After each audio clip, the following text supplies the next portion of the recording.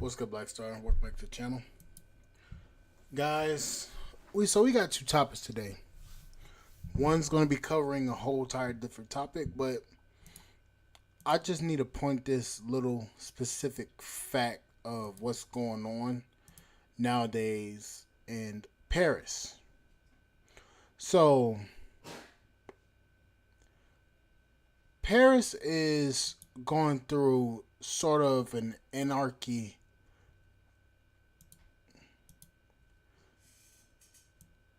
phase right now. So what I'm gonna do is I'm gonna share my screen and I'm gonna cut my mic and I'm gonna show you what in the hell is going on in Paris, because this shit is getting out of fucking control. Days of protests erupting in the streets of Paris, the unrest fueled by anger over the government's plan to raise the retirement age from 62 to 64. Protesters tossed fireworks at police as they clashed for a third straight night. Hundreds have been arrested across the country since protests began in January. ABC's Inez de la Catera reporting from Paris tonight. Tonight, heated new protests sweeping across France. Millions hitting the streets since mid-January to protest French President Emmanuel Macron's plan to reform pensions. At least 4,000 people marching tonight in Paris, where demonstrations have turned violent. Protesters lighting fires right in the heart of the city and clashing with police. I saw a fire earlier. It's definitely pretty scary. Thousands of workers also on strike, upending public transit, even sanitation. You can see the streets of Paris are covered in mounds of trash. This one here really starting to smell. Garbage collectors have been on strike for 13 days now. Still, President Macron says he has no choice but to raise the minimum retirement age from 62 to 64, arguing people are living longer and the government risks running a deficit. The Élysée Palace wouldn't comment, but demonstrators are calling on the government to fund pensions another way, by taxing the rich, for instance, because they say Macron's plan could hurt blue-collar workers the most. What he wants to do is just show the markets that he can make his people bleed, so he can get the last dime from them. And most of the people we've been speaking with. Okay, hold on. I need to jump in here because I can understand why they're pissed off, but I can also understand from the government standpoint too. See, this is where a huge problem comes in, because at 62 you should have a good enough pension. You should have a family that is of age to help out with your retirement. And also, you should be able to do a lot more things within your life. So, I can understand where the people feel like he's just wanting to make them bleed because he wants them to work 2 extra years. I understand that. When you want to retire, you want to retire. But also, look at what's going on in Korea. They have a significant amount of their population unmarried. And they're already trying to get people to have children because their societal system is not set up to basically it's not set up to support a majority of people being single and don't have anything to fall back on. That's why I always talk about building up a business, doing a lot more with your life instead of just working 9 to 5 and praying to God that you have a pension or having something that you can fall back on. Have a plan, have money set aside, also have investments stocks like S&B, Fortune 500 companies, and companies that are going to give you dividend returns on your stocks. That's the main reason why I talk about this mostly on this channel, is because if you just go based upon a government's promise to be able to retire you and rely on a retirement check from the government, you're going to be out of luck. You're going to be screwed out of everything. I have family members that are going through that right now, where they have nothing, and they having to live with their children. So I understand where the guys come from, but I'm also understand where the people come from too. Back to it. Oppose the proposed pension changes. Meanwhile, on Monday, lawmakers will hold a vote of no confidence in Macron's government, though it's not expected to pass. And quite a scene behind you. Inez de la Catera, thank you. Hi, everyone. George Stephanopoulos here. Event coverage. Click on the right over here.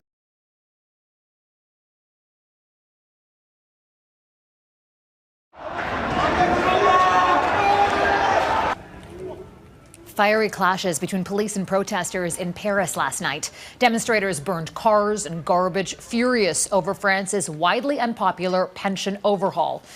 The outrage reaching a boiling point after President Emmanuel Macron resorted to special constitutional powers after he didn't have enough votes to pass a bill raising the retirement age from 62 to 64.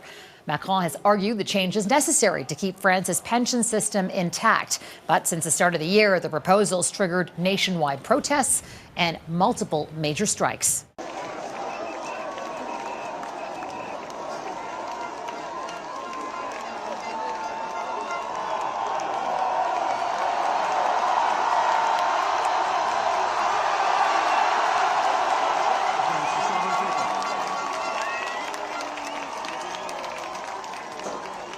Here, the proposals triggered nationwide protests and multiple major strikes.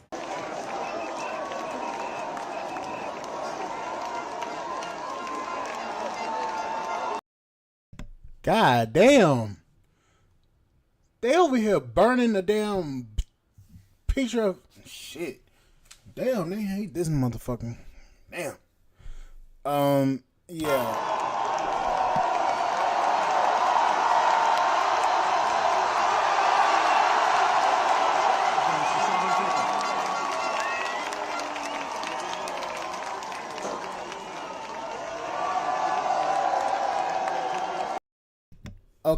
Okay, big boy. Let's roast you for a minute here.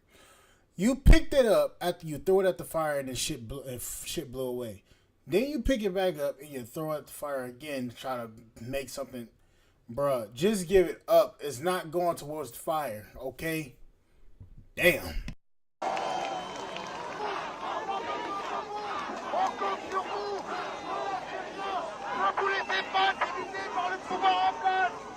La police est d'être avec nous, de notre côté.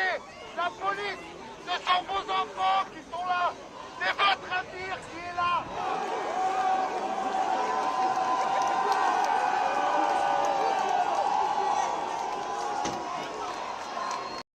The fuck is this?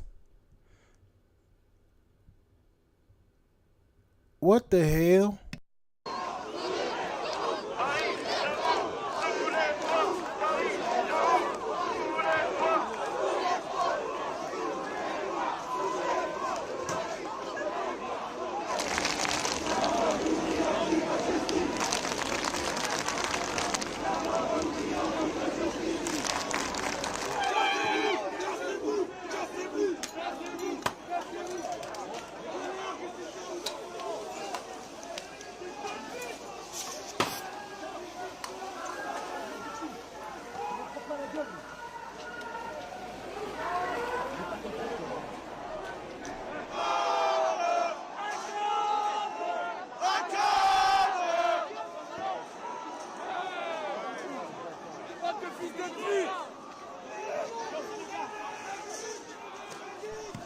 That's what your stupid ass get for trying to fucking play with tear gas canisters. You stupid motherfucker. Really?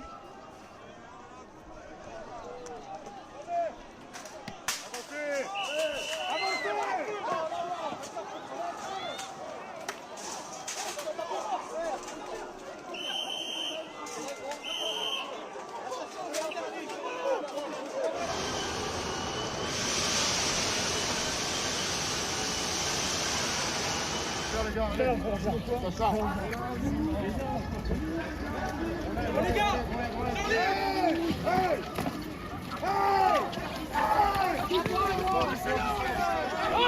they jumped this motherfucker like he was black. God damn. Fuck. These stubborn motherfuckers now. Golly.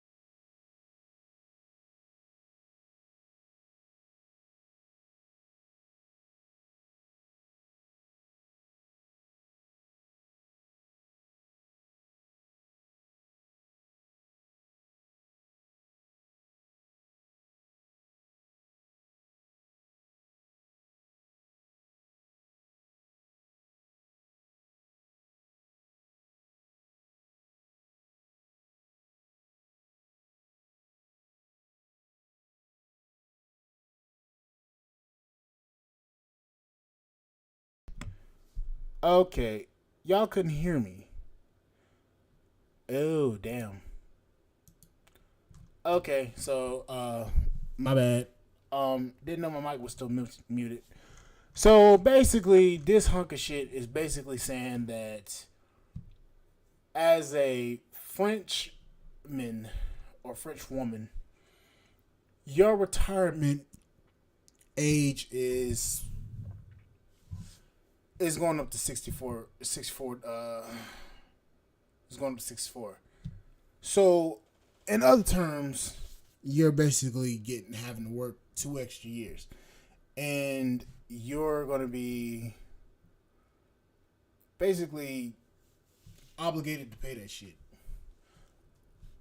My thing is this: here in America, our system is a lot more divided.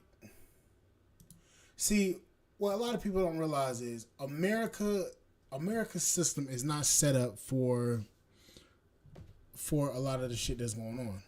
See, the U.S. is how to say this? The U.S.'s system, or I guess most countries' system, is not set up to have a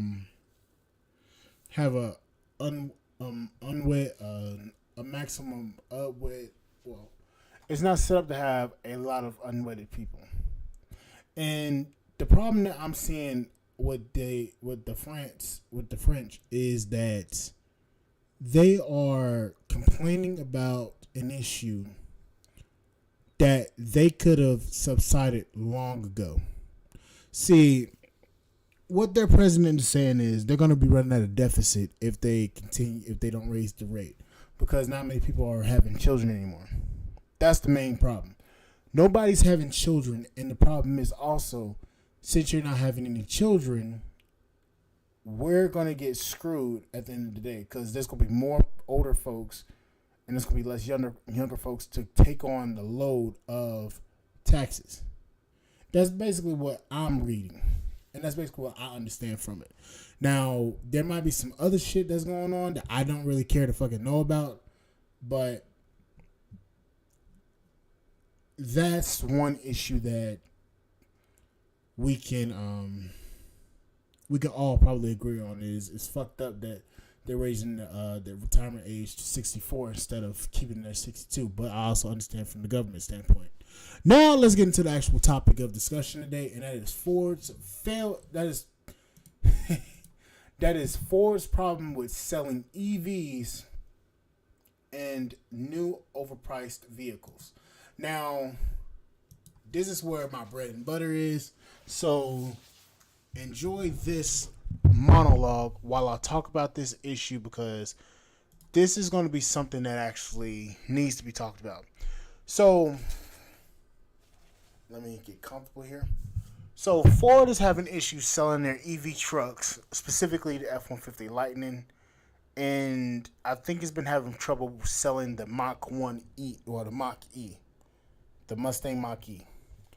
So the problem with the F-150 Lightning is they marketed that truck as a truck for a truck that could be affordable for the everyday average worker. So a guy making $45,000 to $50,000 a year. They aimed it and marketed it to truck owners of that caliber. But upon release, the truck had a numerous amount of recalls. The truck had a numerous amount of setbacks, delays, and problems that went along with the actual cost of the truck. So earlier today, before I got back on live, I did a build sheet for, let's just say, a mid-level ranged F-150 Lightning. So basically, you have the Pro, you have the XL model. Let me actually go to Ford.com. And I can actually tell you what the hell I was actually looking at. Because this truck is a very high-priced item. And the fact of the matter is that the truck itself is overpriced, and just, if you really want me to be honest, out of everybody's fucking range. So you have the Pro, the XLT, the Lariat, and the Platinum. So the Pro F-150 Lightning cost $55,000 $63,974. The XLT, $63,474 with the standard battery range. Now, if you went up to the extended battery range, you're talking about an $80,000 truck. $80,974,000. Yeah, fuck that. Then you got the Lariat model, which is at $74,474 for the regular range, and $85,974 for the extended range. And then you have the big daddy of them all, and that is the Platinum. That one's at a staggering $96,874. I don't know what the fuck it is with the fours, but at the end of each one, so every damn near every one of these fucking trucks has a 74 at the fucking end. How does that work? But any fucking ways, each one of these trucks are having battery issues. And then also coupled with the battery issues, you do not have a significant amount of charging stations in local areas. Houses have to be built. So there's several actual problems with this truck. So let me list them all. Range, charging time, battery efficiency in cold weather, and also power grid, home power grid. So the biggest issue that a lot of people are having with these EV vehicles in general is the fact that nobody can afford these EV cars. Nobody can afford a brand new EV unless you're making damn near six figures. Nobody can afford the cost of these new vehicles. So you're seeing the federal interest rate going up for a lot of these vehicles. You're seeing people not being able to purchase one of these vehicles. And then on top of that, you got the cost of dealership markups. Now, this also ties into the overpriced truck aspect of it too.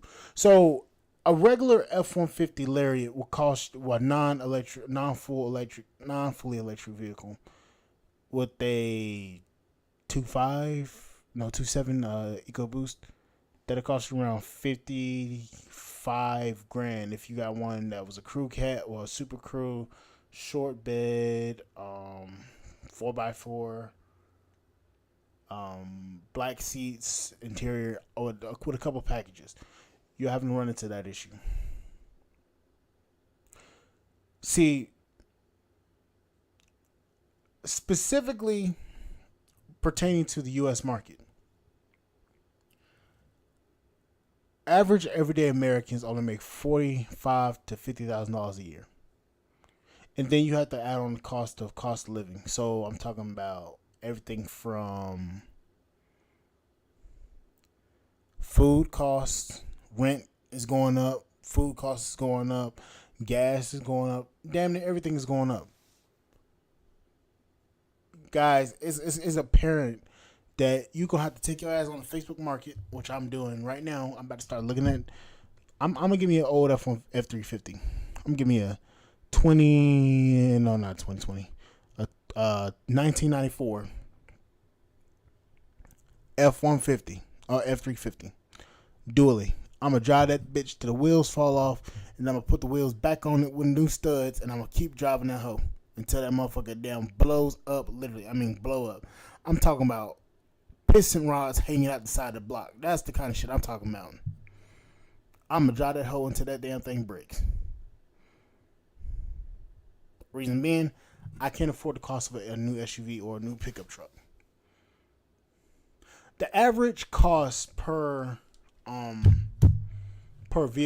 new vehicle, is around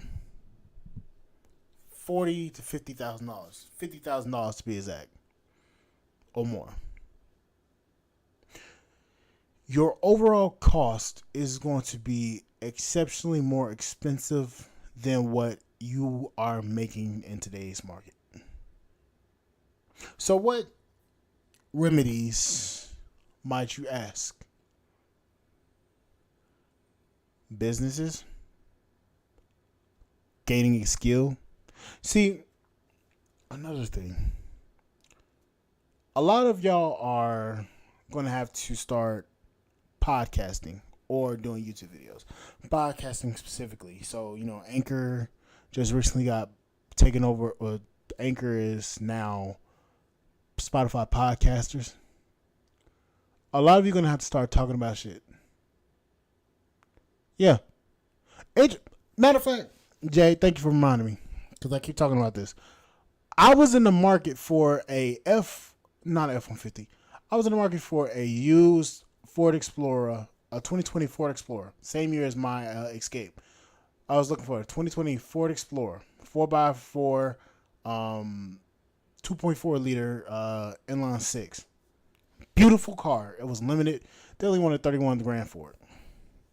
I have negative equity on my car.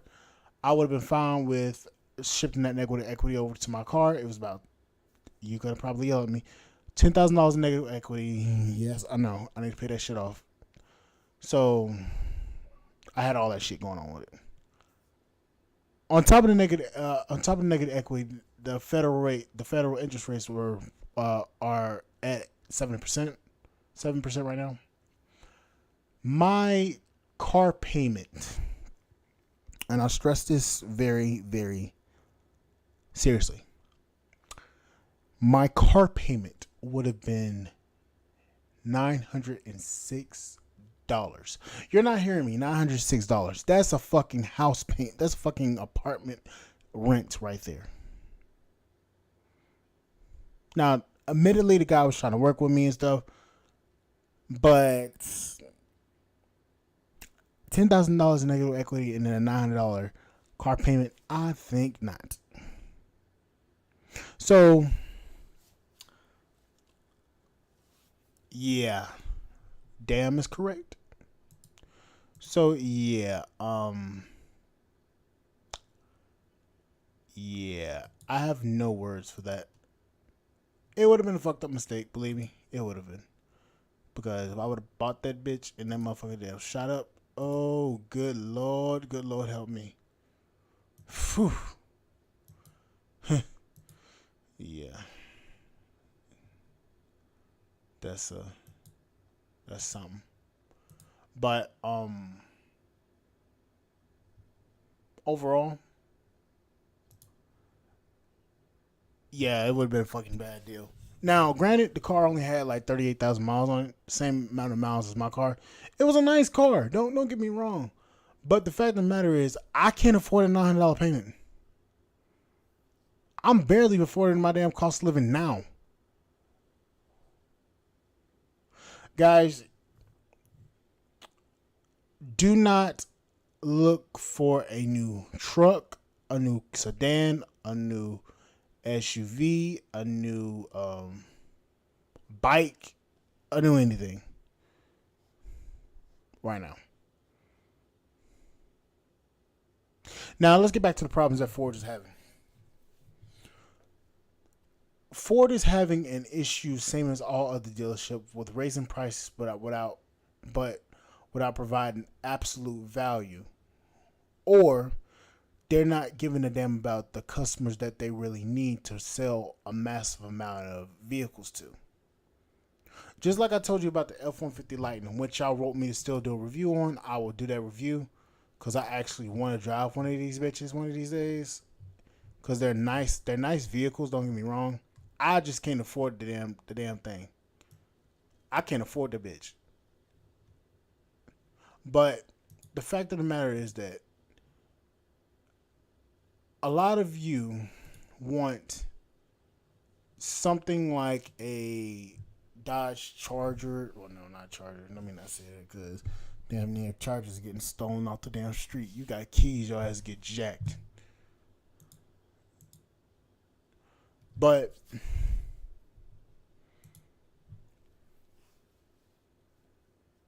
their problem is recalls and bad quality. Every car that comes out is going to have a recall from Ford. My Escape, I have a 1.5 liter inline 3 liter Escape. I have an open recall on my Escape because of one of the injectors around the fuel rail. One of the injectors will start leaking fuel. Now you know that's a fire hazard. I still gotta go take my car in to go get that recall fixed.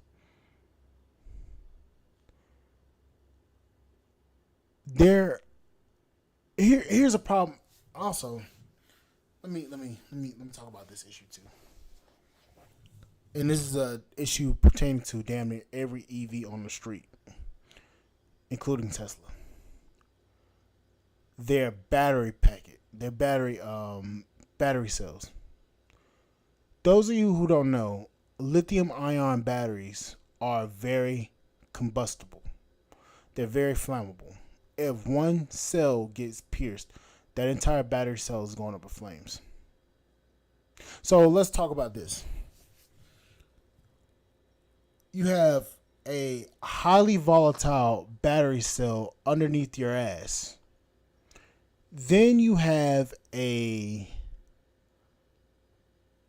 card that requires a certain outlet plug in order to be plugged into the power grid just to be able to charge. You have charging range or charging times. Then you have software updates and all these fancy ass electronics that go along with these cars. The Hummer EV had a problem that FTL actually had to deal with, and when that truck was on the road, it died in the middle of the road. It had a full battery, but it went into safe lock mode. Safe lock mode is the mode where your vehicle or your phone becomes inactive. Have any of you ever, especially if you have Android, have any of you ever had a safe mode come up on the bottom of your screen on your phone? Android specifically.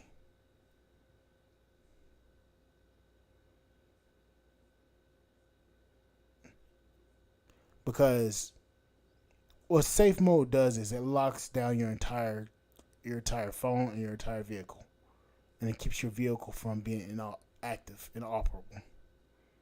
So what happened is the truck was already having issues with the power steering system. So they turned the truck off, turned the truck back on. The vehicle's in safe mode. Dead is a brick. Dead is all damn doors.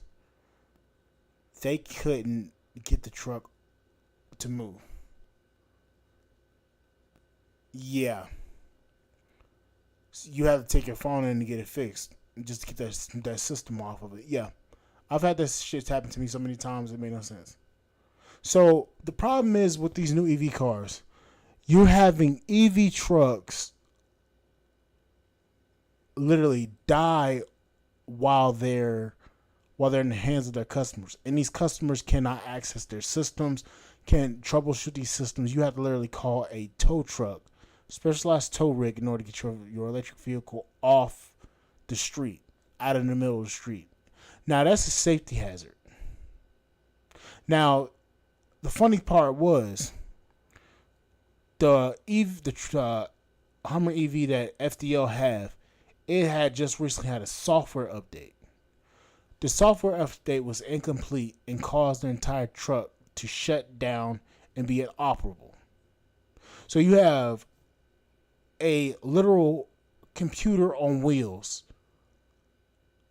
shut down because the overall system software that runs the entire truck is wrong.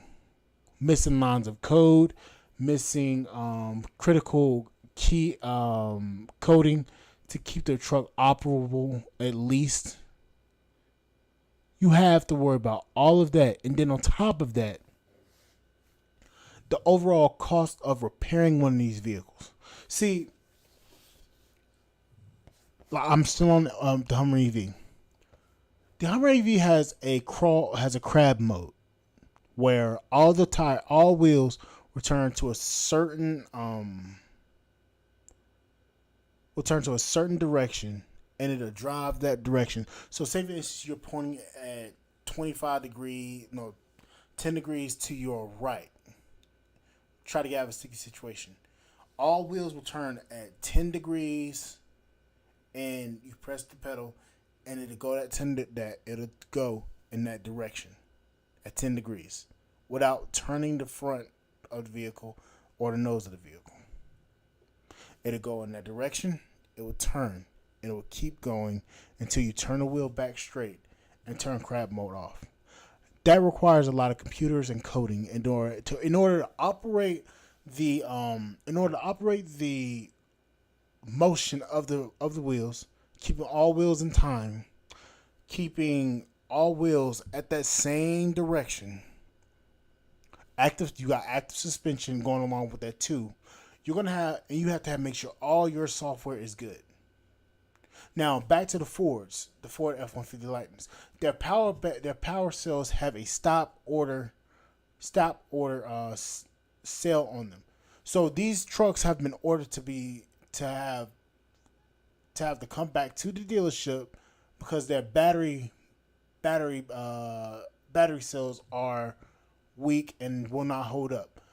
Hoovie's Garage had an F-150 Lightning. The day after he sold it, he got a call from the dealership he sold it to saying that they couldn't sell the vehicle because the battery needed to be replaced. Then there's also been rumors going around that these batteries that are in these F-150 Lightnings are going out, and a lot of other customers have complained about it. It's to the point where the EPA have actually said something to Ford, like, you need to fix this shit. And this goes for every Ford vehicle.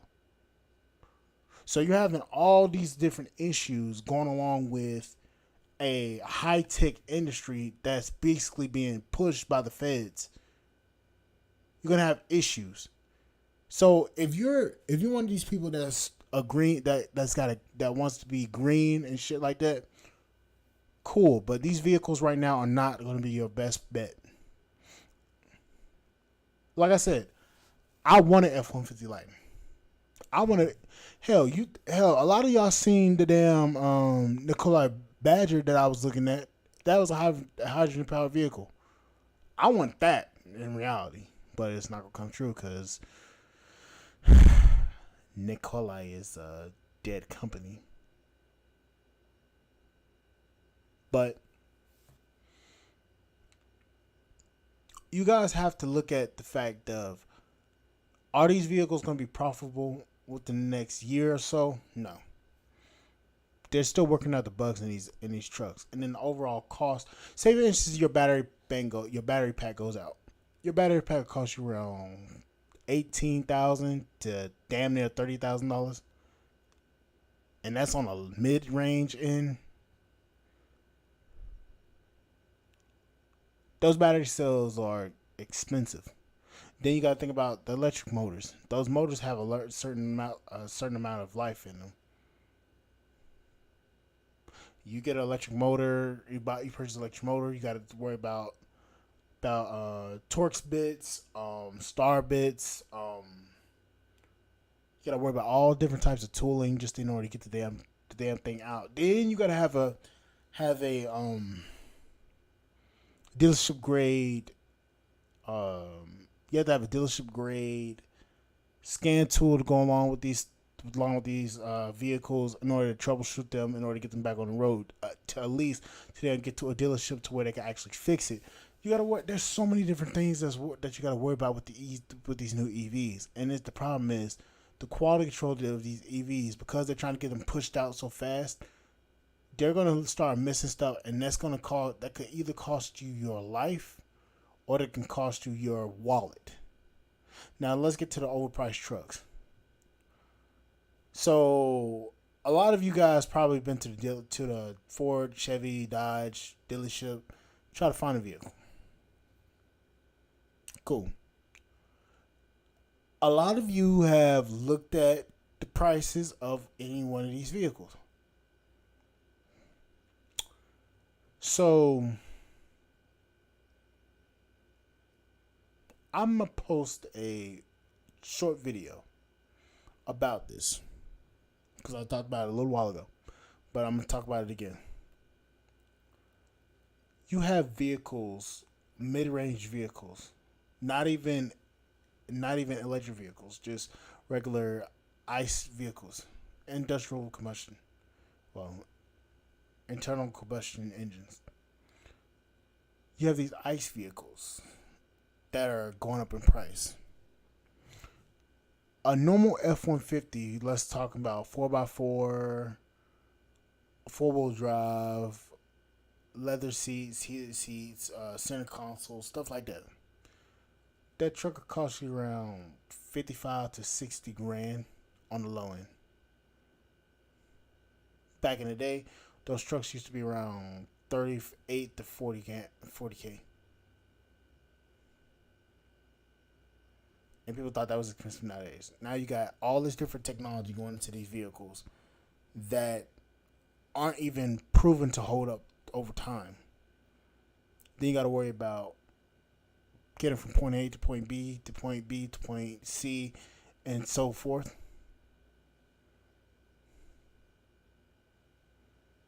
I don't understand where these dealerships are expecting these prices of these vehicles to go, because Dodge, and damn, I wish I had over 250K right now, because Dodge just released their Demon 170. And that thing looks motherfucking mean. We're talking 1,025 horsepower. Big nasty ass engine. See, that's the shit I need to do. I need to start doing car reviews, because now I'm starting to crave fucking Koenigsegg and the fucking Dodge Demon. Yeah, I'm gonna have to start doing car videos. But everything's getting overpriced. Nobody can survive looking at vehicles that cost you a house.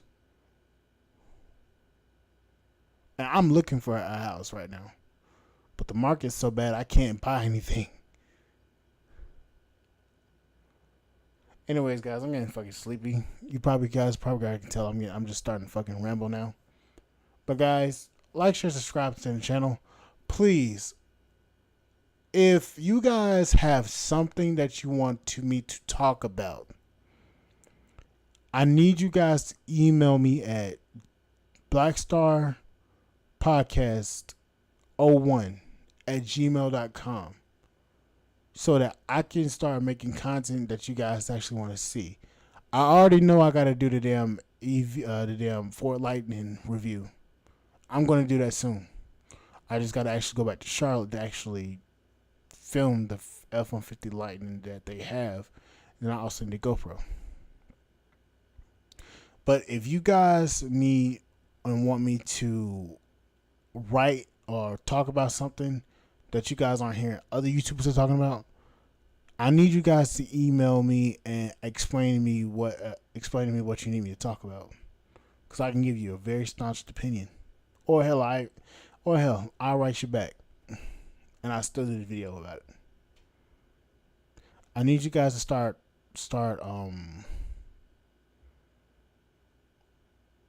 I wouldn't say contribute, but I need you guys to start showing me that you want me to do more. But anyways, like, share, subscribe to the channel, support the podcast on Spotify.com. I will see you guys on the flip side. Thank you guys for listening. I'll see you guys later.